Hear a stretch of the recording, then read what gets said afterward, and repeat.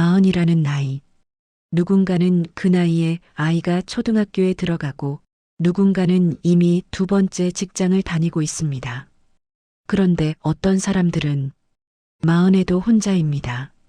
그게 불행한 것도 부끄러운 것도 아닙니다. 그냥 그렇게 살아온 것뿐입니다. 오늘 이야기의 주인공 영훈도 그랬습니다. 40살 싱글. 딱히 여자가 없었던 것도 아니고 딱히 여자를 싫어하는 것도 아니었습니다.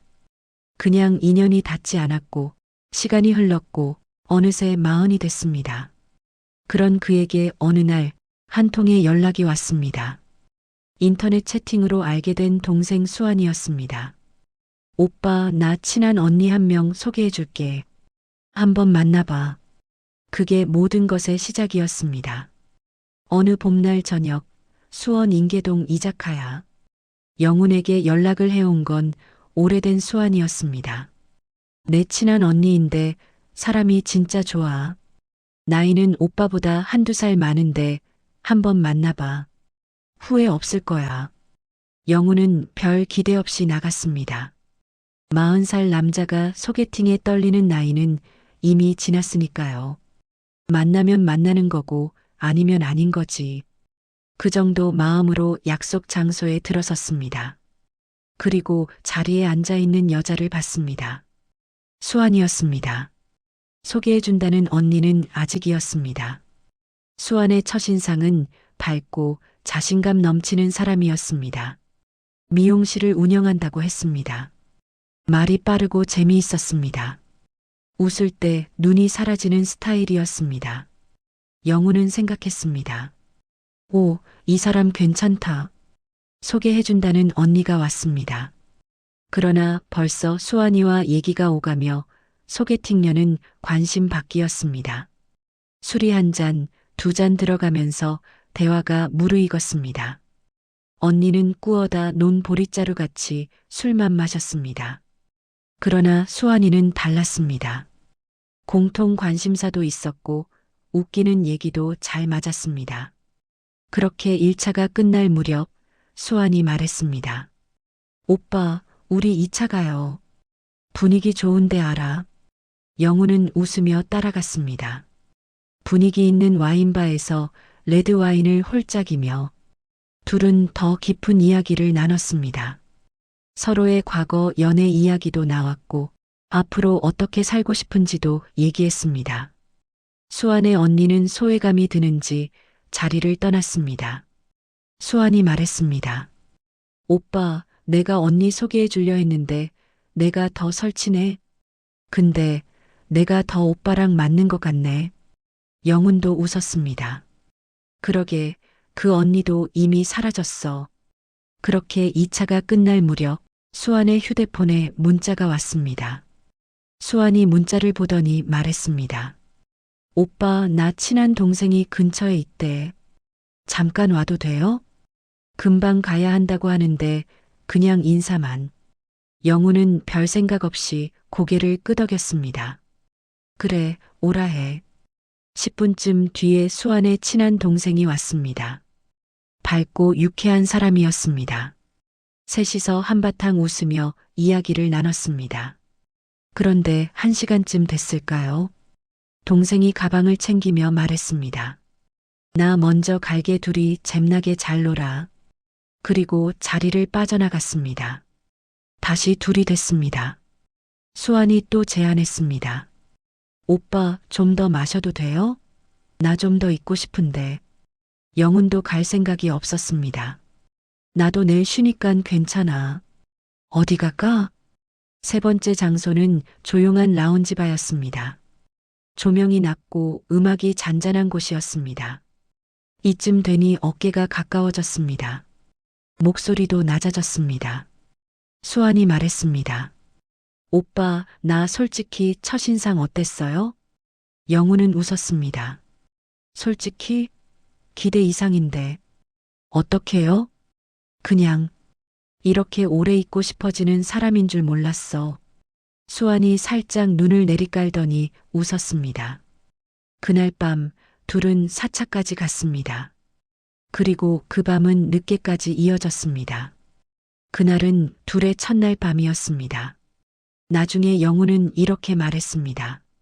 솔직히 그날 제가 끌려간 건지 제가 간 건지 모르겠어요. 둘 다였을 거예요. 어쨌든 그 밤 이후로 우리 사이에 선이 없어졌으니까요. 그날 이후 수환과 영우는 자연스럽게 연락을 이어갔습니다. 특별히 사귀자는 말을 하지 않았어도 둘 사이엔 이미 특별한 무게가 생겨 있었습니다. 일주일 뒤 두 번째 만남이 잡혔습니다. 수환이 말했습니다. 오빠, 오늘 내 동생도 같이 나와도 돼? 친한 동생인데 술친구야. 영우는 가볍게 대답했습니다. 그럼 같이 마셔도 돼. 그렇게 두 번째 만남은 셋이서 이루어졌습니다. 식당 문을 열고 들어서는 수환 옆에 한 여자가 있었습니다. 수환보다 조금 작은 키, 조용한 눈빛, 어딘가 차분하고 사려 깊어 보이는 인상. 수환이 소개했습니다. 오빠, 내가 말한 동생 은수예요. 은수가 수줍게 인사했습니다. 안녕하세요. 영우는 반갑게 인사를 건넸습니다.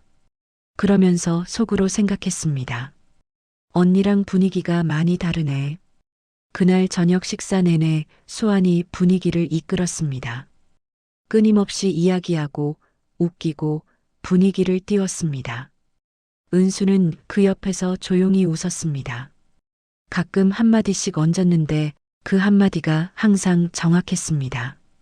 영우는 자기도 모르게 그 한마디를 기다리게 됐습니다. 그날 헤어질 때 영우는 수환과 포옹을 했습니다. 그리고 은수에게는 잘 들어가요라고 짧게 인사했습니다.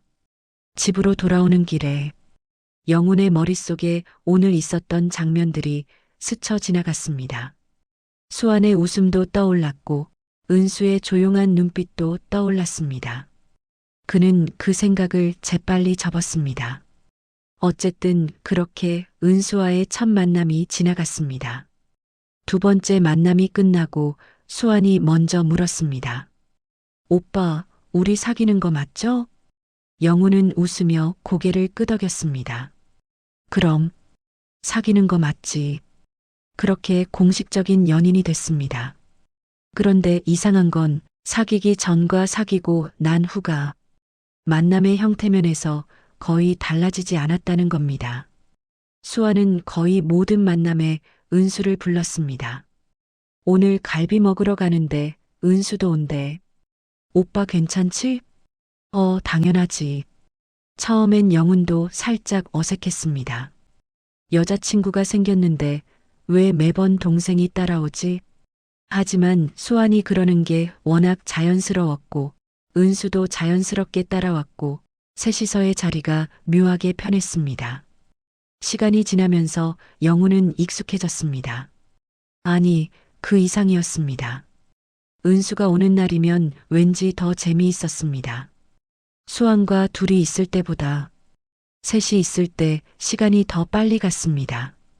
그리고 더 솔직하게 말하면 셋이 있을 때 영훈은 더 재미있는 사람이 되려고 했습니다. 누구 앞에서, 수환 앞에서인지 은수 앞에서인지 그는 그 질문을 스스로에게 하지 않으려 했습니다. 은수는 형부라고 불렀습니다. 수환이 먼저 장난처럼 시작한 호칭이었습니다. 야, 은수야, 형부한테 인사드려. 언니 결혼도 안 했잖아. 그냥 미리 연습해. 형부 어때요, 오빠? 영우는 웃으며 넘겼습니다. 그런데 그날 이후 은수는 진짜로 형부라고 불렀습니다. 처음엔 그 호칭이 선처럼 느껴졌습니다. 넘어서는 안 되는 선. 그래서 오히려 안심이 됐습니다. 하지만 그 선이 생각보다 흐릿해질 수 있다는 걸 영우는 아직 몰랐습니다. 수아는 작은 미용실을 운영했습니다. 동네에서 입소문이 난 곳이었습니다. 솜씨도 좋았지만 손님들과 수다 떠는 걸 워낙 좋아해서 한 번 오면 두 번, 세 번 오는 단골들이 많았습니다. 그 단골 중에 당연히 은수가 있었습니다. 언니 가게니까 자주 오는 거야 당연하지만 은수는 단순히 그 이상이었습니다. 미용실이 한가한 오후엔 두 사람이 몇 시간씩 시간 가는 줄 모르고 수다를 떨었습니다. 수아는 영훈에게 자주 말했습니다. 우리 은수 밖에서 친구들이 많지 않아. 근데 나랑은 진짜 잘 통해. 언니 동생이라기보다 친구 같아. 그 말처럼 둘 사이는 꽤 특별한 사이였습니다. 그런데 언제부터인가 수환이 영훈과 저녁 약속을 잡을 때 거의 빠짐없이 은수를 불러들였습니다. 오늘 갈비, 은수한테 연락했어. 걔도 온대. 오늘 삼겹살, 은수 불렀지. 오늘 맥주 한 잔, 은수도 온대. 영훈은 그게 이상하다고 생각하지 않았습니다. 수환에게 은수는 그런 존재였으니까요. 그냥 늘 함께 있는 것이 자연스러운. 그래서 셋이서의 술자리는 점점 더 잦아졌습니다. 처음엔 한 달에 서너 번이었던 게 어느새 일주일에 한두 번이 됐습니다. 그 과정에서 영훈과 은수는 서로에 대해 꽤 많이 알게 됐습니다. 수환이 화장실 가거나 전화를 받으러 나가면 둘이서도 침묵 없이 대화가 이어졌습니다. 처음엔 가벼운 이야기였습니다. 요즘 뭐 봐요? 뭐 좋아해요? 그런데 시간이 쌓이면서 이야기가 깊어졌습니다. 일에 대한 고민, 가족에 대한 이야기, 막연하게 꿈꾸는 미래에 대한 것들. 은수는 말이 많지 않았지만 들을 때 제대로 들어주는 사람이었습니다. 눈을 맞추고 고개를 끄덕이고 적절한 타이밍에 한마디를 보탰습니다. 영훈은 그게 좋았습니다. 그리고 그 좋음이 점점 다른 무게를 갖게 되고 있었습니다. 사람들은 종종 말합니다. 나이가 들수록 감정이 무뎌진다고, 설레지 않게 된다고. 영훈도 그렇게 생각했습니다. 마흔이 되면 사람이 침착해지고 감정에 흔들리는 일이 줄어들 거라고. 하지만 그건 착각이었습니다. 은수가 문자를 보내올 때 형부, 오늘 나오는 거 맞죠? 그 짧은 문자 하나에 40살 남자의 심장이 쿵 내려앉았습니다. 자신도 모르게 은수가 오는 날을 기다리게 됐습니다. 은수가 웃을 때 표정이 머릿속에서 지워지지 않았습니다. 은수의 이야기를 들을 때 유독 집중이 됐습니다. 그리고 어느 날 영훈은 혼자 집에 돌아오다 문득 깨달았습니다. 오늘 셋이서 오래 있었는데 집으로 오는 내내 떠오르는 건 수환이 아니라 은수였다는 것을. 그 순간 영훈은 멈춰섰습니다. 길 한복판에서 이건 안 된다. 절대 안 된다. 수환이 내 여자친구다. 은수는 그녀의 동생이다. 이건 선을 넘으면 안 되는 감정이다. 그는 스스로에게 몇 번이고 되뇌었습니다. 40이라는 나이가 무색하게 그의 마음은 이미 흔들리고 있었습니다. 수환의 미용실에 들렀을 때 마침 은수가 와 있었습니다. 수환은 손님 머리를 하는 중이라 바빴고 영훈은 대기 의자에, 은수도 그 옆에 앉아 있었습니다. 은수가 말했습니다. 형부, 커피 마실래요? 제가 타올게요. 아니야, 내가 타서 마실게. 형부가 왜요? 제가 타올게요. 내가 어른인데. 저도 나이 있는데요. 작은 실랑이 끝에 결국 은수가 커피를 가져왔습니다. 영훈 앞에 커피를 내려놓으며 살짝 웃었습니다. 그 웃음 하나에 영훈은 가슴이 따뜻해지는 걸 느꼈습니다. 그리고 바로 그 따뜻함이 무서웠습니다. 수환과 교제 7개월 차 늦여름 밤. 그날도 셋이서 술을 마셨습니다. 수환이 미용실 오픈 3주년이라며 기분 좋게 자리를 잡았고 영훈과 은수가 함께였습니다. 밤이 깊어지면서 수환이 먼저 일어났습니다. 나 내일 아침 일찍 웨딩 스타일링 예약 있어. 먼저 갈게. 은수야, 너 오빠랑 있어. 내일 연락해. 택시를 잡아 타고 수환이 사라졌습니다. 남겨진 두 사람은 잠시 침묵이 흘렀습니다. 은수가 먼저 말을 꺼냈습니다. 형부, 저 별로 안 마셨어요. 혼자 갈 수 있어요. 그래도 같이 가. 언니가 부탁했으니까. 형부가 더 멀리 사는데. 상관없어. 같이 가자. 걷는 내내 말이 없었습니다. 그런데 이상하게 그 침묵이 불편하지 않았습니다. 오히려 이 침묵이 너무 편안한 게 영혼을 조금 불안하게 만들었습니다. 은수가 먼저 말했습니다. 형부, 응, 저 형부 보면 가끔 이상해요. 영훈이 걸음을 멈췄습니다. 이상하다고? 네, 제가요. 형부가 이상한 게 아니라 은수는 고개를 숙인 채 말을 이었습니다. 그냥 형부가 오는 날이 기다려져요. 이상하게 그건 고백이 아니었습니다. 그렇다고 그냥 흘려들을 수 있는 말도 아니었습니다. 영우는 한동안 아무 말도 하지 못했습니다. 그 말에 뭐라고 해야 할지 몰랐습니다. 나도 그래라고 할 수도 그런 말하면 안 되라고 할 수도 없었습니다. 결국 영훈이 한 말은 들어가. 은수의 집 앞이었습니다. 은수는 고개를 끄덕이고 돌아섰습니다. 영훈은 그 뒷모습을 오래 봤습니다. 엘리베이터 문이 닫힐 때까지. 그날 이후 두 사람 사이에 뭔가가 달라졌습니다. 말로는 설명할 수 없는 무언가가 생겼습니다. 셋이 함께하는 자리에서도 이제 둘은 서로를 의식했습니다.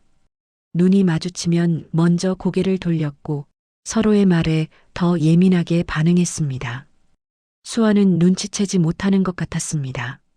아니, 눈치채지 않으려 했던 걸 수도 있습니다. 그로부터 얼마 후 수환이 미용실 일로 바쁜 날이었습니다. 영훈에게 연락이 왔습니다. 수환이 아니라 은수에게서 형부, 저 근처 왔는데 바빠요? 영훈은 폰을 한참 들여다봤습니다. 답해야 하는지 말아야 하는지 수환한테 먼저 연락해야 하는지 결국 답했습니다. 안 바빠. 어디야? 그날 처음으로 영훈과 은수는 단둘이 술을 마셨습니다. 수환에게 말하지 않고 처음엔 어색했습니다. 셋일 때와 둘일 때는 분위기가 달랐으니까요. 하지만 맥주 한 잔씩 마시고 나니 이야기가 풀렸습니다. 은수가 말했습니다. 형부, 지난번에 제가 한 말 그냥 잊어주세요. 잊으면 돼? 은수가 잠깐 멈췄습니다. 못 잊으면요? 영훈은 잔을 내려놓았습니다. 그리고 한동안 말이 없었습니다. 은수야, 이러면 안 돼, 우리. 알아요. 언니잖아. 알아요. 알면서도 두 사람은 그 자리를 떠나지 않았습니다. 밤이 깊어질 때까지 그날 이후 몇 번이 더 있었습니다. 수환이 바쁜 날 수환 모르게 만났습니다. 술 한 잔이었고 가끔은 그 이상이었습니다. 하지만 두 사람은 그것을 사랑이라고 부르지 않았습니다. 아니, 부를 수 없었습니다. 언제나 수환의 이름이 그 사이에 있었으니까요. 보이지 않는 곳에서, 그러나 가장 크게. 한편 수환과 영훈의 관계는 전혀 다른 이유로 금이 가고 있었습니다. 수환에게는 오랜 취미가 있었습니다. 춤이었습니다. 미용실 휴무일이면 수환은 콜라텍으로 갔습니다. 취미 반이었지만 수환은 진심으로 좋아했습니다. 몸을 움직이면 스트레스가 풀린다고 했습니다. 배운 안무를 친구들 앞에서 보여주고 같이 배우는 사람들과 어울리는 걸 즐겼습니다. 그런데 영훈은 그게 싫었습니다. 처음엔 단순한 불만이었습니다. 거기 남자들도 많지 않아? 당연하지. 취미 반인데. 그게 신경 쓰여. 수아는 처음엔 웃어넘겼습니다. 거기서 무슨 일이 있겠어. 나 춤이 좋은 거야. 하지만 영훈의 불만은 사그라들지 않았습니다. 오히려 점점 커졌습니다. 그 춤추는데 계속 다녀야 해? 왜? 내가 왜 취미도 못 가져? 내가 싫다고 하잖아. 그게 이유가 돼? 나 아무것도 안 했어. 그래도 기분 나쁜 건 어쩔 수 없잖아. 오빠, 그건 나한테 공평하지 않아. 수아는 억울했습니다. 잘못한 것도 없이 집착을 받아야 했으니까요. 영우는 나중에 스스로에게 물었습니다. 그 집착이 정말 수완에 대한 사랑에서 비롯된 것이었냐고. 어쩌면 은수에 대한 죄책감이 엉뚱한 방향으로 터져나온 게 아니었을까? 자신의 잘못된 감정을 숨기기 위해 수완에게 더 집착하는 척했던 게 아니었을까? 그 질문의 답을 그는 수완에게 말할 수 없었습니다. 말다툼은 점점 잦아졌습니다. 만날 때마다 같은 주제로 싸웠습니다. 수완은 지쳐갔고 영훈도 지쳐갔습니다. 결국 두 사람은 헤어졌습니다. 공식적인 이유는 수완의 취미 문제였습니다. 수완이 말했습니다. 나는 내 취미를 포기할 수 없어. 그리고 오빠가 그걸 계속 싫어하는 이상 우리는 계속 싸울 거야. 영훈은 반박하지 않았습니다. 수완의 말이 맞았으니까요. 하지만 그게 전부가 아니라는 걸 영훈은 알고 있었습니다. 헤어지고 집에 돌아오는 길, 영훈에게 가장 먼저 든 감정이 해방감이었다는 건 스스로도 충격이었습니다. 이제 은수를 만날 수 있다. 그 생각이 번쩍 들었고 그 다음 순간 깊은 자괴감이 밀려왔습니다. 나는 수완을 진짜 사랑했던 걸까?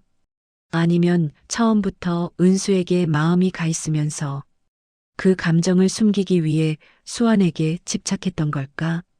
그 질문의 답을 영훈은 끝내 내리지 못했습니다.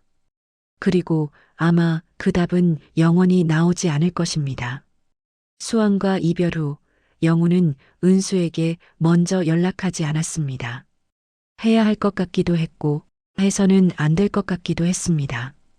수완과 헤어진 사실을 은수는 분명 알고 있을 겁니다. 그 사실을 알면서 먼저 연락한다는 게 어떻게 보일지 영훈은 두려웠습니다. 그런데 열흘쯤 됐을 때 은수가 먼저 연락을 해왔습니다. 형부, 괜찮아요? 그 한마디였습니다. 영훈은 한참 폰을 들여다봤습니다. 그리고 답했습니다. 응, 괜찮아. 은수는? 저도요. 짧은 문자 한 통이었지만 그 안에 많은 것이 담겨 있었습니다. 두 사람은 연락을 이어갔습니다. 처음엔 며칠에 한 번, 그러다 만남이 이루어졌습니다. 밥을 먹었습니다. 술을 마셨습니다. 그리고 함께 걸었습니다. 하지만 두 사람은 그 이상으로 나아가지 못했습니다. 수완의 이름이 항상 그 사이에 있었으니까요. 말하지 않아도 가장 크게 은수가 말했습니다. 형부, 나 언니한테 이런 거 말 못해요. 언니 상처받게 하고 싶지 않아요. 사람과 사람 사이에는 거리라는 게 있습니다. 적당한 거리가 있을 때 관계는 안전합니다. 서로 다치지 않고 선을 넘지 않고 그냥 좋은 사람으로 남을 수 있습니다. 영훈과 은수는 그 거리를 알고 있었습니다. 그래서 일부러 유지했습니다. 만나도 자주는 아니었습니다. 2주에 한 번, 어떤 달은 한 번, 밥을 먹거나 술을 마시거나 늦게까지 있지 않았고 취하도록 마시지 않았습니다. 그게 두 사람이 스스로에게 정해놓은 규칙이었습니다. 말로 정한 건 아니었지만 둘 다 알고 있었습니다. 이 거리를 유지해야 한다는 것을. 수완과 헤어진 지 2달 뒤 초가을, 영훈의 마음은 이상하게 차가워졌습니다. 수완과 사귀는 동안에도 매일 붙어 있는 사이는 아니었습니다. 하지만 연인이 있다는 것, 그 사람이 어딘가에 있다는 것, 그게 만들어주는 일종의 온기가 있었습니다. 그 온기가 사라졌습니다. 영훈은 일이 끝나고 집에 돌아오면 뭔가를 해야 할 것 같은 기분이 들었습니다. TV를 켜놓고 밥을 먹고 씻고 누우면서 이렇게 또 하루가 갔구나를 반복했습니다. 40이라는 나이. 혼자는 익숙했습니다. 그런데 누군가가 있다가 없어지면 원래의 혼자보다 더 크게 혼자가 되는 것 같습니다. 그 빈 공간에 은수가 있었습니다. 억지로 채운 게 아니었습니다. 은수도 그럴 생각이 없었을 겁니다. 그냥 연락을 주고받았고 가끔 만났고 별것 아닌 이야기를 나눴습니다. 그런데 그게 됐습니다. 영훈이 퇴근길에 지쳐서 문자 하나 보내면 은수야, 오늘 날씨 이상하게 쓸쓸하다. 은수는 이렇게 답했습니다. 형부도요? 저도 그랬어요. 가을이라서 그런 것 같아요. 그게 다였습니다. 특별한 것도 대단한 것도 아니었습니다. 그런데 그 짧은 답 하나가 영훈의 퇴근길을 조금 따뜻하게 만들었습니다. 한 달이 더 지난 어느 평일 저녁, 영훈이 먼저 연락했습니다. 은수야, 어디야? 퇴근하고 동생들이랑 한잔하는 중요. 어디서 마셔? 고생역 근처 포차. 2차도 가니? 잠깐의 침묵. 오시게요? 응, 오랜만에 한잔하게. 네, 오세요. 그날 포차에서 은수 직장 동생들과 한잔했습니다. 특별한 대화가 있었던 건 아닙니다. 영훈이 은수 직장 동생에게 누군가를 소개시켜주겠다고 했고, 날짜를 다음 주로 하자는 그런. 그 자리가 다 끝날 때쯤 영훈은 생각했습니다. 이런 자리는 별 의미가 없는 것 같아. 두 사람 사이에는 한 번도 우리 어떻게 할 거야 라는 말이 나오지 않았습니다. 서로 좋아한다는 말도 없었습니다. 고백도 없었고 확인도 없었습니다. 그냥 만났습니다. 그냥 연락했습니다. 그냥 그 자리가 편했습니다. 그 그냥들이 쌓이면서 두 사람은 서로에게 자연스러운 존재가 됐습니다. 위험한 자연스러움이었습니다. 왜냐하면 수환의 이름이 가끔씩 나왔기 때문입니다. 은수가 미용실에서 언니를 도왔던 날 집에 와서 영훈에게 문자를 보냈습니다. 오늘 언니 미용실 일 도왔어요. 힘들었겠다. 아니요. 그냥 언니가 혼자라서요. 영훈은 그 문자를 한참 들여다봤습니다. 언니가 혼자라는 말이 마음 어딘가를 찌른 것 같았습니다. 답하지 못했습니다. 한참 뒤에야 겨우 한마디를 보냈습니다. 수고했어. 그 이상은 할 수 없었습니다. 어느 늦은 금요일 밤, 영훈이 집에서 혼자 와인을 마시고 있었습니다. 유튜브를 켜놓고 볼 것도 아닌 걸 흘려보내면서 밤 11시가 넘었을 때 전화가 왔습니다. 은수였습니다. 받자마자 들려온 건 평소보다 약간 낮고 살짝 둥그러진 목소리였습니다. 형부, 영훈은 금방 알아챘습니다. 한잔 한 것 같은데? 조금요. 배경에서 사람들의 소리가 들렸습니다. 어디야? 집 근처 포차요. 친구랑 있었는데 친구는 갔어요. 혼자 있어? 네. 짧은 침묵. 그리고 은수가 말했습니다. 형부, 나 지금 되게 이상한 기분이에요. 영훈이 잔을 내려놓았습니다. 이상하다고? 외롭고. 근데 집에 들어가기 싫고. 왜? 오늘은 그냥 들어가기가 싫네요. 영훈은 아무 말도 하지 못했습니다. 은수가 한 박자 뒤에 덧붙였습니다. 형부 한잔해요. 나와요. 영훈은 그 말을 듣고 한동안 전화를 귀에 댄 채로 있었습니다. 나가야 하는지, 나가면 안 되는지, 수환의 얼굴이 한번 스쳤습니다. 그리고 사라졌습니다. 영훈이 일어서면서 말했습니다. 어디야 보내봐. 골목 안쪽 작은 포차. 은수는 구석자리에 혼자 앉아 있었습니다. 머리를 약간 풀어헤친 채로 빈잔 앞에 턱을 괴고 있었습니다. 영훈이 들어서자 고개를 들었습니다. 눈이 살짝 빨간 게 조금 울었거나 많이 마셨거나 둘 다였을 수도 있었습니다. 왔어요? 영훈은 맞은편에 앉으며 말했습니다. 술이 많이 됐는데 조금이에요. 조금이라고 하기엔 목소리가 다르다. 은수가 작게 웃었습니다. 형부는 항상 알아요. 그런 거. 안주가 나왔습니다. 난 소주를, 은수는 맥주를. 둘이서 천천히 마셨습니다. 처음엔 별 이야기 없이 술잔만 기울였습니다. 은수가 먼저 입을 열었습니다. 형부, 나 요즘 이상해요. 어떻게? 모르겠어요. 그냥 뭔가 자꾸 비는 것 같아요. 안에서 영훈이 잔을 천천히 내려놓았습니다. 나도 그랬어. 요즘. 언제요? 수환이랑 헤어지고 나서. 한동안. 은수가 잠깐 말을 멈췄습니다. 지금은요? 지금은 괜찮아졌어. 영훈이 은수를 봤습니다. 너 덕분인 것 같아. 그 말이 나오고 나서 영훈 스스로도 약간 놀랐습니다. 할 생각이 없었던 말이었습니다. 그냥 사실이었습니다.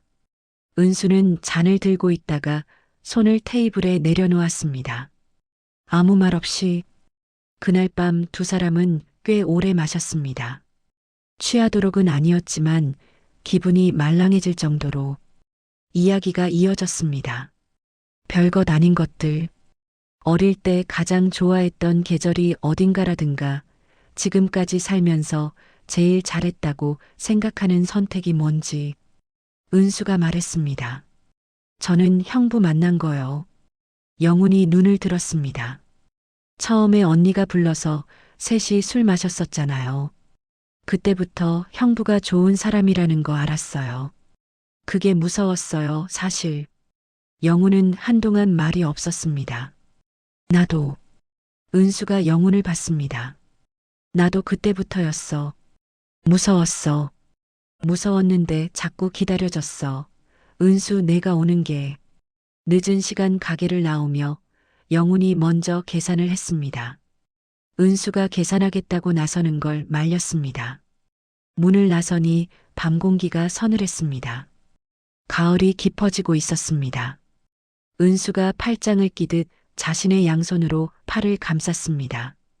그러자 영훈이 아무 말 없이 자신의 재킷을 벗어 은수의 어깨에 얹었습니다.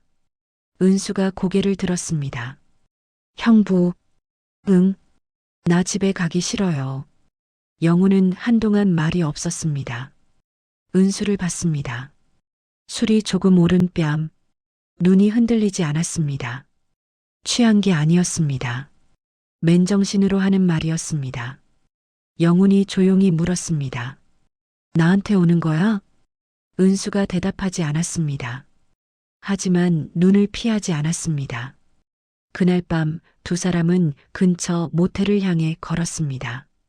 오래 망설인 것도 아니었고 서로를 설득한 것도 아니었습니다. 그냥 걸었습니다. 나란히. 수환의 이름은 그날 밤 단 한 번도 나오지 않았습니다. 말하지 않아서가 아니라 말할 수가 없어서 그 이름이 나오는 순간 두 발이 멈춰야 한다는 걸 두 사람 모두 알고 있었으니까요. 305호 문이 닫혔습니다. 어두운 방에서 둘이 마주 섰습니다. 가로등 빛이 창문으로 가늘게 들어오고 있었습니다. 영훈이 먼저 말했습니다. 작게 낮게. 은수야. 응. 이러면 우리 되돌아올 수 없어. 은수가 천천히 고개를 끄덕였습니다. 알고 있다는 뜻이었습니다. 영훈이 손을 올려 은수의 얼굴 옆에 흘러내린 머리카락을 살며시 뒤로 넘겼습니다. 그것뿐이었습니다. 그런데 그것으로 충분했습니다.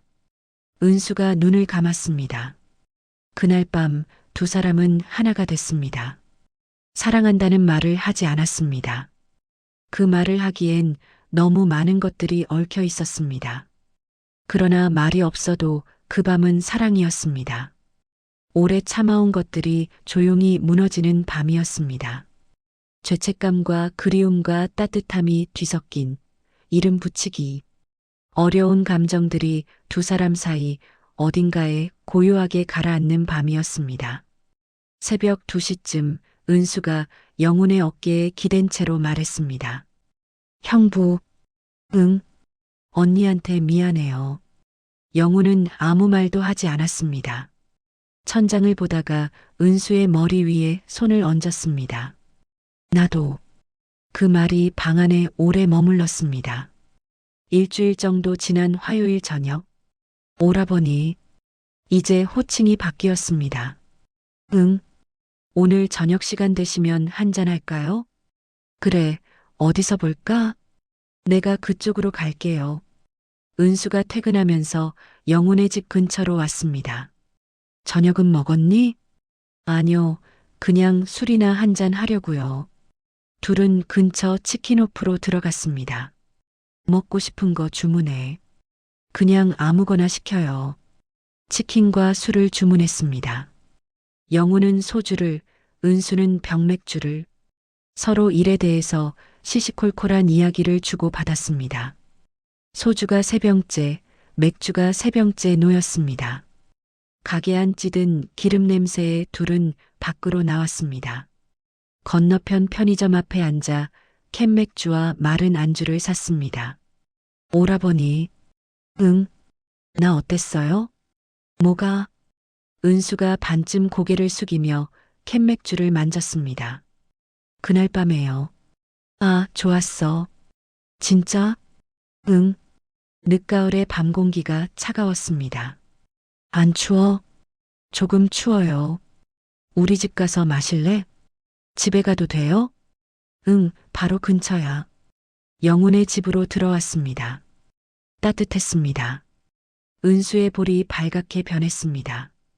와인 마실래? 네, 주세요. 와인잔 2개를 꺼내 창가에 있는 식탁에 앉았습니다.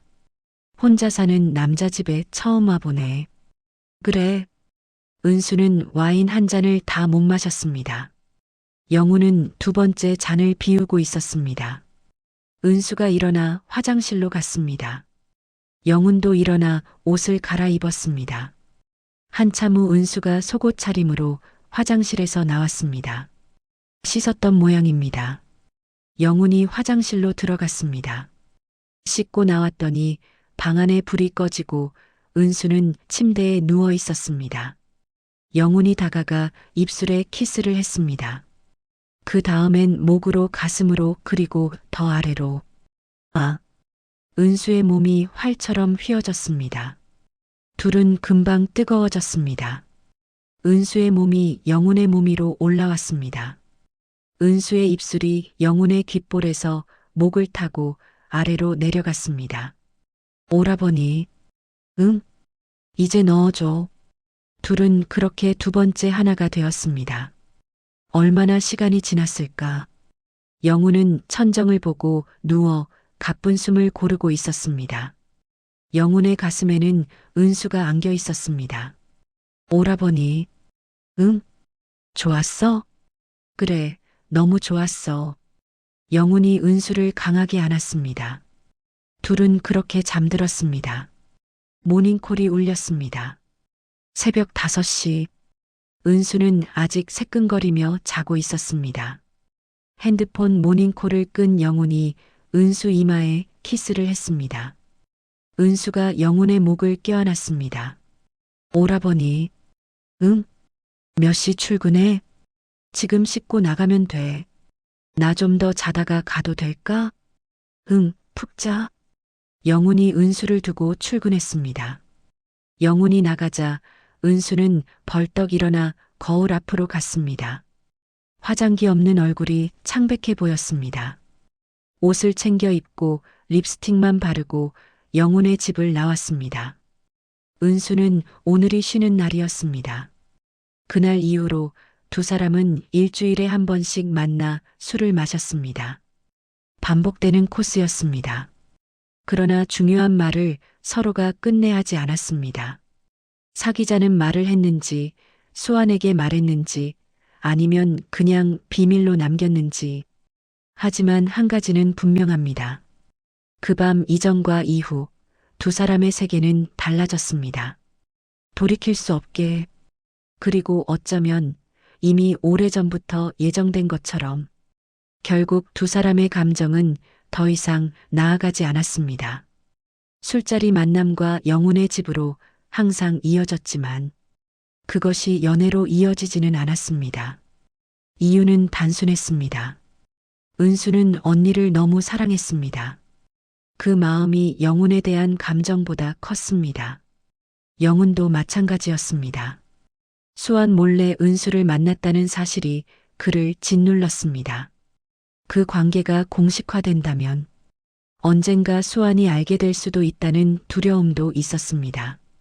두 사람은 서로에게 마음이 있으면서도 그 마음을 현실로 만들지 못했습니다.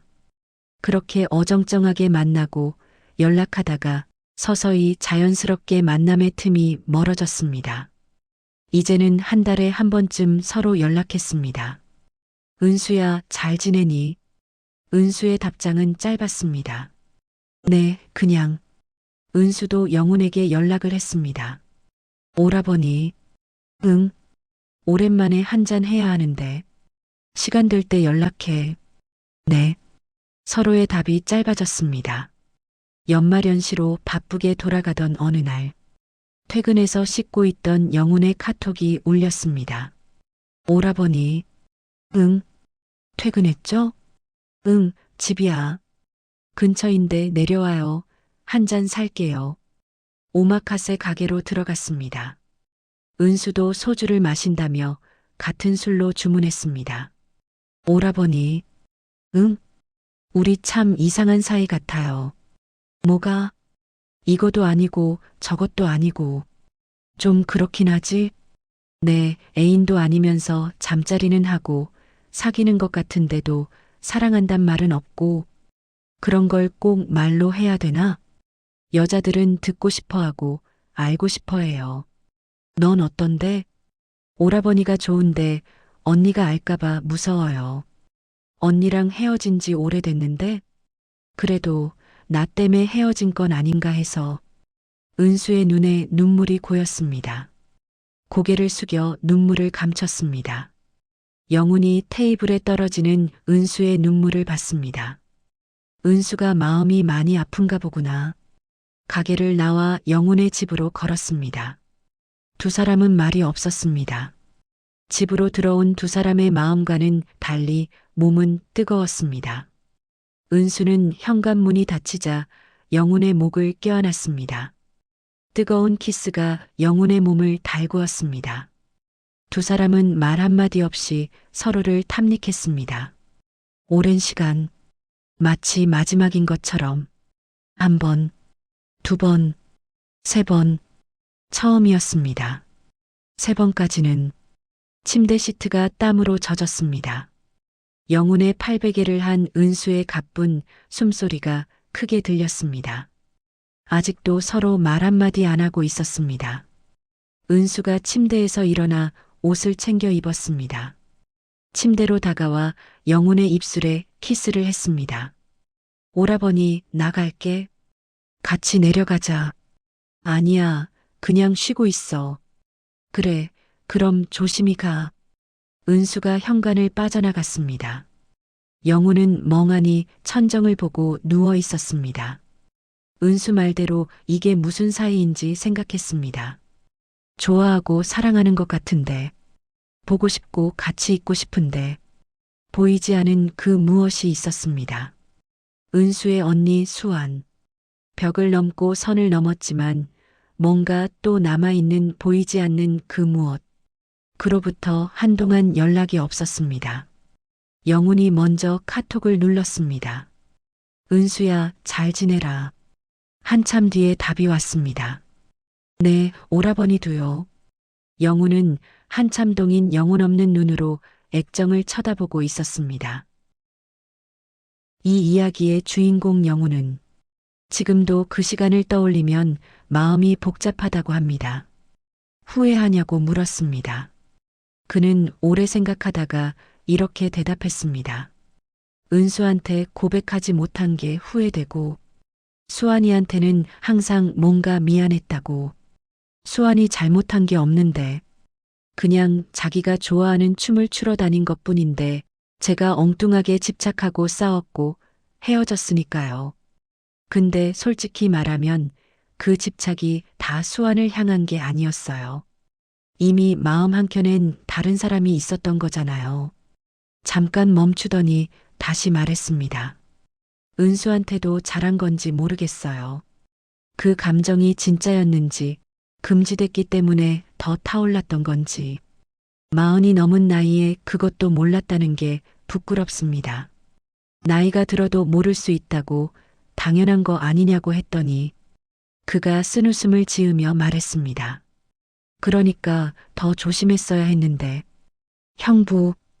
은수가 처음 그 말을 했을 때 영우는 그 호칭이 경계선이 될 거라고 생각했습니다. 넘을 수 없는 선. 하지만 그 이름은 경계가 아니었습니다. 두 사람이 얼마나 가까이 있었는지를 보여주는 이름이었습니다. 인간의 감정은 관계의 이름을 따르지 않습니다. 여자친구의 친한 동생이라고 마음이 가지 않는 것도 아니고 형부라고 불린다고 해서 설레지 않는 것도 아닙니다.